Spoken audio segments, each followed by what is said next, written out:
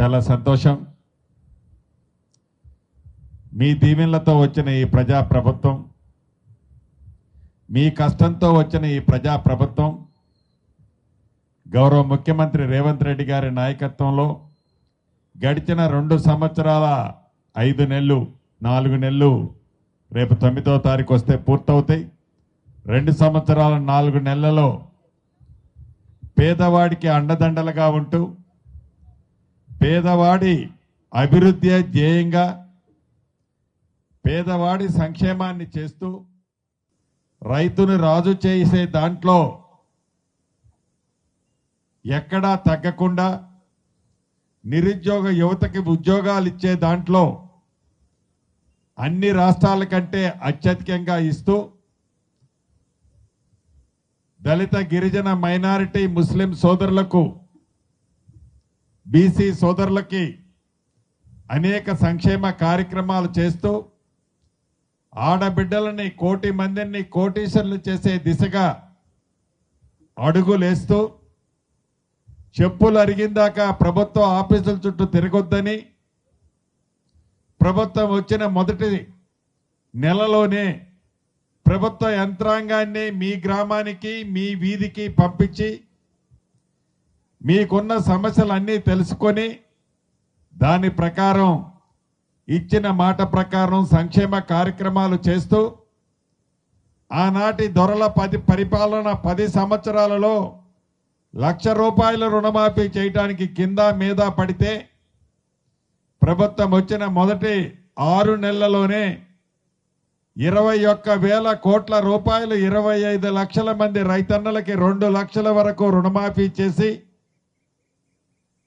ఆనాటి ప్రభుత్వాలు ఒరేస్తే ఉరేనని చెప్తే ఒరేసిన రైతన్నకి మద్దతు ధరతో పాటు సన్నోడ్లకి క్వింటాలకి అదనంగా ₹500 బోనస్ ఇస్తూ రైతు భరోసా ₹12,000 2 విడతల రైతన్నలకు ఇస్తూ రైతుని రాజు చేయాలని తాపత్రయపడ్డ ప్రభుత్వం మీరెన్నుకున్న ప్రభుత్వం. ఆనాటి పెద్దలు ఈనాడు ఎవరైతే ముసల కన్నీరు కారుస్తున్నారో కళ్ళాల దగ్గరకు పోయి ఒడ్లంటే ఏంటో తెలియదో మొక్కలంటే ఏంటో తెలియనోళ్ళు దోశల్లోకి తీసుకొని ఫోటోలు ఇస్తూ కెమెరాలకి పోజులు ఇస్తూ రైతులకు ఈ ప్రభుత్వం ఏదో చేయలేదని అనేక నిందలు ఎలా మోపుతున్నారో మీరు చూస్తున్నారు. ఇదే ఖమ్మం జిల్లాలో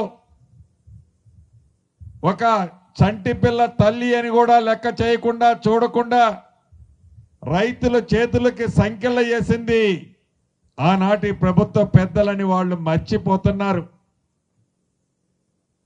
అకాల వర్షాలు వస్తే భగవంతుడి దీవెనలతో రైతుల కష్టంతో ఈ సంవత్సరం కని విని ఎరగని రీతిలో ధాన్యం కానీ మొక్కలు కానీ రైతన్నకి పండటం చాలా సంతోషం.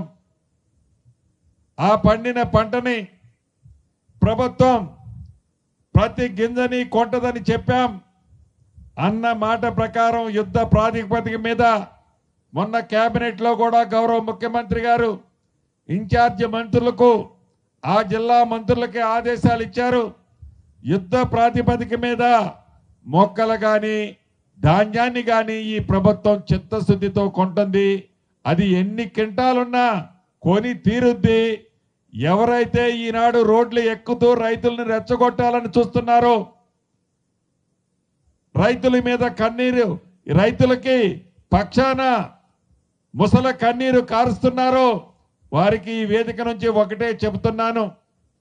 అయ్యా మీరు గుర్తు తెచ్చుకోండి. ధనిక తెలంగాణ రాష్ట్రంలో ఉన్న ఆనాటి తెలంగాణ రాష్ట్రంలో 10 సంవత్సరాలు మీరు పరిపాలించినప్పుడు రైతన్నలకి మీరేం చేశారు? అప్పులు మా నెత్తిన పెట్టిపోయినా రైతన్న కాలు ఎక్కడా కింద నొప్పి కలగకుండా ఉండే విధంగా ఈ ప్రభుత్వం రైతుల పక్షపాతి ప్రభుత్వంగా ఎలా పనిచేస్తుందారో ఒక్కసారి మీరే మీ గుండె మీద చేసుకొని ఆత్మ పరిశీలన చేసుకోండి. రైతుల్ని రెచ్చగొట్టాలని శవాల మీద చిల్లరేరుకునే రాజకీయాలు చేస్తున్న మీకు గతంలోనే ప్రతి ఎన్నికల్లో మీకు బుద్ధి చెప్పారు. ఇంకా నిస్సిగ్గుగా ఇంకా అధికారంలో మళ్ళీ రావాలని అధికార దహంతో ఏవైతే మీరు కారు కోతలకు వస్తున్నారో ఆ కారు కోతలన్నీ మీ మెడకే ఉచ్చులవుతాయి. ఆ ప్రతి మాట మీకు శాపమవుతుంది. ఇది ప్రజా ప్రభుత్వం. ఒక్క రైతులనే కాదు, ప్రతి ఒక్క సెక్టార్ని ఈ ప్రభుత్వం పెద్దపీట వేస్తుంది, భవిష్యత్తులో కూడా వేస్తుంది. చేస్తున్నాం కాబట్టి ఏ ఎన్నికలు వచ్చినా ఈ ప్రభుత్వం చల్లగా ఉండాలని రాష్ట్రంలోని నా ఆడబిడ్డలు అన్నతమ్ములు మనస్ఫూర్తిగా ఈ ప్రభుత్వాన్ని అన్ని రకాలుగా ఆశీర్వదిస్తున్నారు, దీవిస్తున్నారు. దాన్ని జీర్ణించుకోలేక మీ పదవులు పోయాయనే ఉక్రోషంతో ఒంటి నిండా విషాన్ని నింపుకొని ప్రతి చోట విషాన్ని చిమ్ముతున్నారే తప్ప నిస్వార్థంగా మీరు అధికారంలో ఉన్నప్పుడు పేదవాడికి 200 యూనిట్లు ఉచిత కరెంట్ ఇవ్వాలనే జ్ఞానం ఏనాడైనా వచ్చిందా? మీరు తినే సన్న బియ్యం నా పేదింటి ఆడబిడ్డ తినాలనే కనీసం ఆలోచనైనా మీకు వచ్చిందా? పేద పిల్లలు చదివే హాస్టళ్లలో చాలని కూడుంటే ఆనాడు మీరు వాళ్ళకి మెస్ ఛార్జీలు కానీ కాస్మెటిక్ ఛార్జీలు కానీ పెంచాలనే ఆలోచన మీకు ఎందుకు రాలేదు? కనీసం రేషన్ కార్డు ఇవ్వలేకపోతేవి. ఎప్పుడు ఎన్నికలు వచ్చినా బొమ్మ చూపించేవాడు నీకు డబుల్ బెడ్రూమ్ ఇల్లు ఇస్తానని. నీ ముఖానికి 10 సంవత్సరాల్లో నువ్వు పూర్తి చేసింది 60,000 ఇల్లు. ఈ ప్రభుత్వం ఇప్పటికే 4.5 లక్షల ఇల్లు ఇచ్చాం. రెండో విడత ఈ నెలాఖరికి ఇయ్యబోతున్నాం. మూడో విడత ఇస్తాం, 4వ విడత ఇస్తాం. అర్హులైన ప్రతి పేదవాళ్ళకి రాష్ట్ర వ్యాప్తంగా ప్రతి పేదవాడికి గౌరవ ముఖ్యమంత్రి రేవంత్ రెడ్డి గారి నాయకత్వంలోని ఈ ప్రభుత్వం ఇందిరమ్మ ఇల్లు ఇచ్చి తీరుద్ది పేదవాడికి. నీకు అటువంటి జ్ఞానం లేకపోతే పదవి దిగిపోయిన తర్వాత ముసల కన్నీరు కాస్తూ చెప్పిన అబద్ధాలు చెప్పకుండా సొల్లు పురాణాన్ని వినిపిస్తూ ప్రజల మధ్యకు పోయి ఈ ప్రభుత్వం పరిపాలిస్తున్న మంత్రులు ముఖ్యమంత్రి మీద గుడ్డగాల్చి మీదేయటమే లక్ష్యంగా పెట్టుకున్నావు తప్ప నీ చిత్తశుద్ధి నీ నిజాయితీ ఎక్కడుందో నువ్వే ఆత్మ పరిశీలన చేసుకో. ప్రధాన ప్రతిపక్ష నాయకుడివైన నువ్వు ఏ ఒక్కరోజు నువ్వు అసెంబ్లీకి రావు. ఏ ఒక్కరోజు వచ్చి ప్రజల పక్షాన అసెంబ్లీలో ఒక మంచి సూచనలు ఇయ్యవు. అసెంబ్లీకి వస్తే లొల్లి పెట్టడం, మళ్ళీ ఎప్పుడు అధికారంలోకి రావాలి అని ఉరుకులు పెట్టడం తప్ప ప్రజల కష్టాలు పట్టించుకో, ప్రజల బాధల్లో పాలు పంచుకో. మళ్ళీ ప్రజలని తప్పుదారి పట్టించే దాంట్లో పెద్ద కొడుకులా నువ్వు ఎందుకు ముందుకు నడుస్తున్నావో గతంలో బుద్ధి చెప్పినట్లే భవిష్యత్తులో కూడా తెలంగాణ రాష్ట్ర ప్రజలు మళ్ళీ బుద్ధి చెప్తారు. నీ మాయ మాటలు నమ్మటానికి తెలంగాణ ప్రజలెవరు అమాయకులు కాదు. నమ్మారు నిన్ను 2 సార్లు, నీ మాయ మాటలు నమ్మారు. 2 పర్యాయాలు నీకు అధికారం ఇచ్చారు. ఇస్తే ఏం చేసావయ్యా? లక్షల కోట్లు కొల్లగొట్టుకున్నావు పేదోడు సొమ్ము. ఈ దేశంలో కాకుండా విదేశ ఖాతాల్లో డబ్బులు నింపుకున్నావు. ఏం వ్యాపారం చేశావని, ఏమి వ్యాపారం చేసి సంపాదించావని ఇన్ని లక్షల కోట్లకి ఈనాడు నువ్వు అధిపతివయ్యావు. అంతేకాదు ఏమి ఒరగబెట్టావని దేశంలో ఏ ప్రాంతీయ పార్టీకి లేనన్ని అత్యధిక నిధులు నీ పార్టీకి ఇచ్చారు అనేది కూడా తెలంగాణ ప్రజలకి తెలుసు. నీ అసలు స్వరూపం తెలంగాణ ప్రజలకు తెలుసని ఈ వేదిక మీద నుంచి మరొక్కసారి ఆ మాజీలకు తెలుపుతూ, ఏదైతే ఈనాడు ఈ ప్రభుత్వం ప్రజాపాలన ప్రగతి ప్రణాళికలో భాగంగా 99 రోజుల కార్యక్రమాన్ని చేపట్టాం.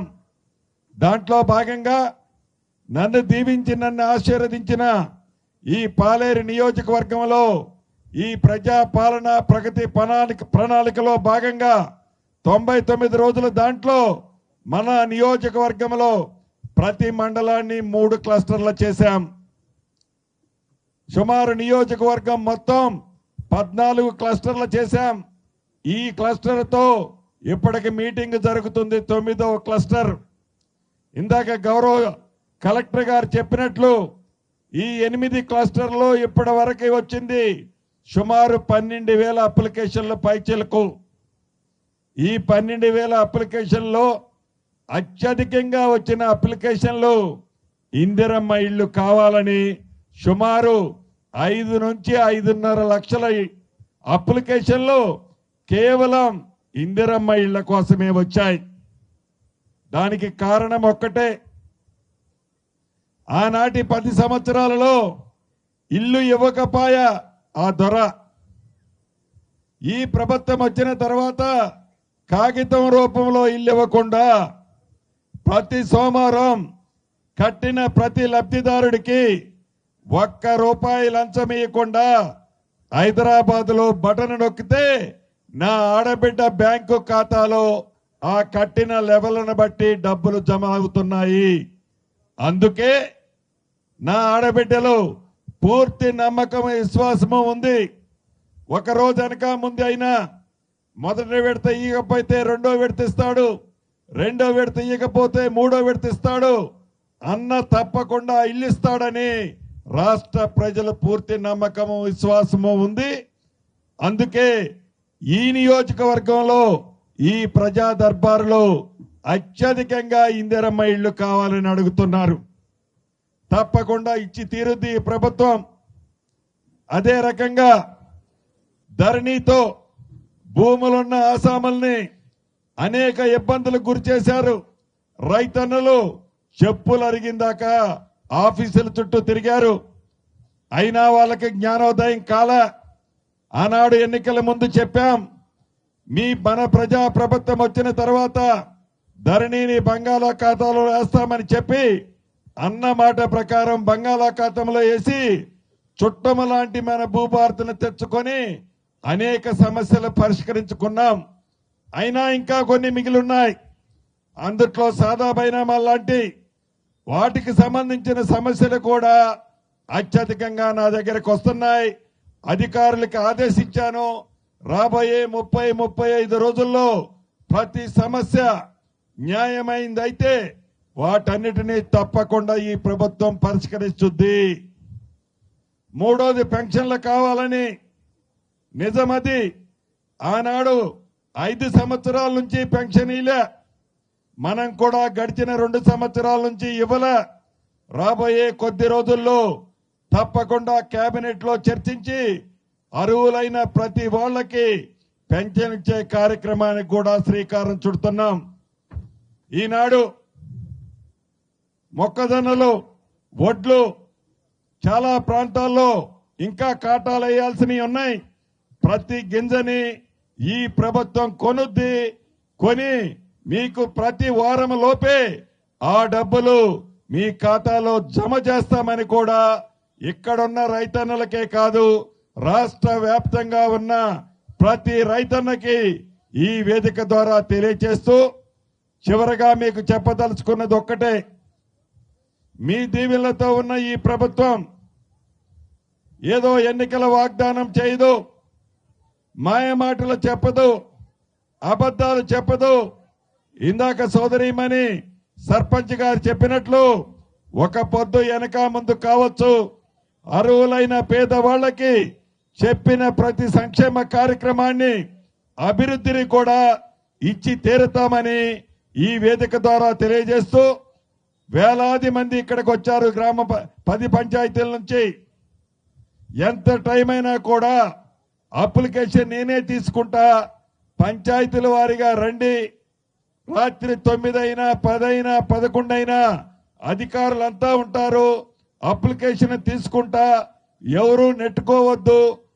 కావాలని ఎవరు కూడా గబగబా తొందరపడొద్దని కూడా ఈ వేదిక మీద నుంచి మీ అందరినీ కోరుతూ మీ అందరి దగ్గర సెలవు తీసుకుంటున్నాను.